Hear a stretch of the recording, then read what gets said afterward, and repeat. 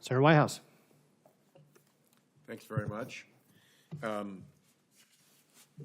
have in mind a image of a sort of a graph that shows the biomass of mammals on planet Earth, and the whole graph is filled with images of cattle and of goats and of sheep and of horses, and then all human-managed livestock.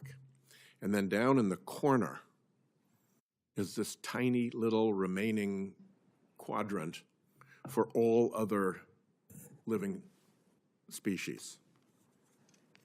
We're really running wildlife off of the planet. And that, I think, creates a real value to avoiding unnecessary extinction of species that exist. And Mr. Lee, how successful has the ESA been at protecting species when they're listed? Yeah, I think it's been incredibly successful. I think there are hundreds of species that would be extinct by now without the ESA having been in place. Mr. Lee highlights the incredible success of the Endangered Species Act, noting that hundreds of species would have vanished without it. He points to Hawaii as a critical example where federal funding and protection have been the only line of defense against total extinction. In place over the last 50 plus years. You think about islands like Hawaii that are at the epicenter of extinction, and without the funding and the protections of the ESA, I think we would have lost many, many species in states like Hawaii.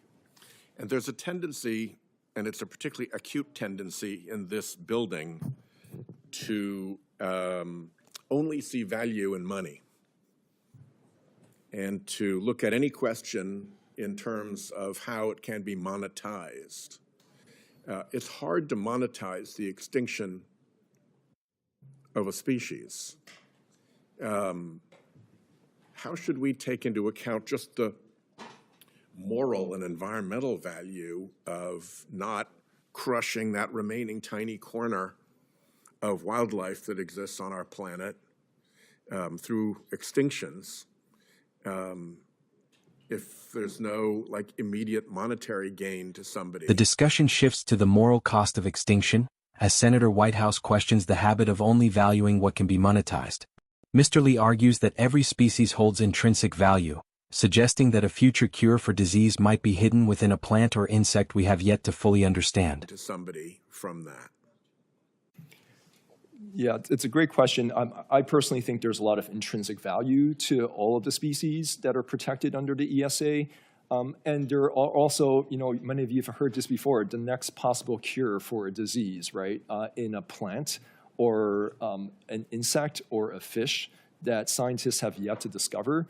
So even if there's non-monetary value, I think there's utilitarian value to humans from a lot of these species that we have yet to uncover. Yeah, and even that, is monetizable. I think as human beings, we can appreciate that there's value even beyond that. I went to Delaware Bay some years ago to witness the arrival of the red knot, which is a little bird that comes to Delaware Bay for the smorgasbord of crab eggs that are available to it.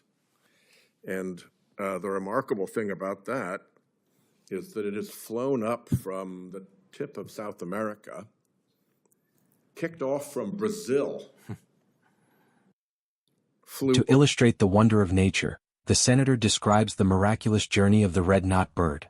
This tiny creature physically transforms its own body to survive a non-stop flight from Brazil to Delaware Bay, a feat of endurance that defies simple economic measurement. Flew over the water from Brazil all the way to Delaware Bay. It's such an arduous flight that the bird actually has to physically morph during the course of that flight in order to make that journey.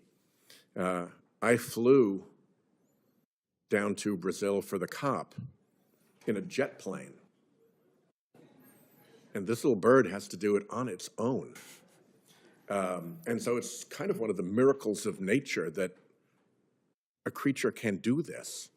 And if we screw things up so that those crabs aren't there when that bird lands, and the red knots all starve when they need to be feasting in Delaware Bay because the timing has gone askew, because we've warmed things up and screwed things up, I'm prepared to argue that even if it makes exactly $0 difference in any person's life, just to know that there's a species out there that does that kind of a thing, you know, we kind of have to defend that stuff. So I hope we can steer away from the monetization fetish that In his closing remarks, the senator warns that human-driven changes are disrupting the delicate timing of nature, such as the arrival of the red knot. He insists that we must defend these species not for profit, but because their existence is a miracle that we have a moral obligation to protect. that currently shadows our environmental protection. And I'm about out of time, so I'll leave it there. Thanks.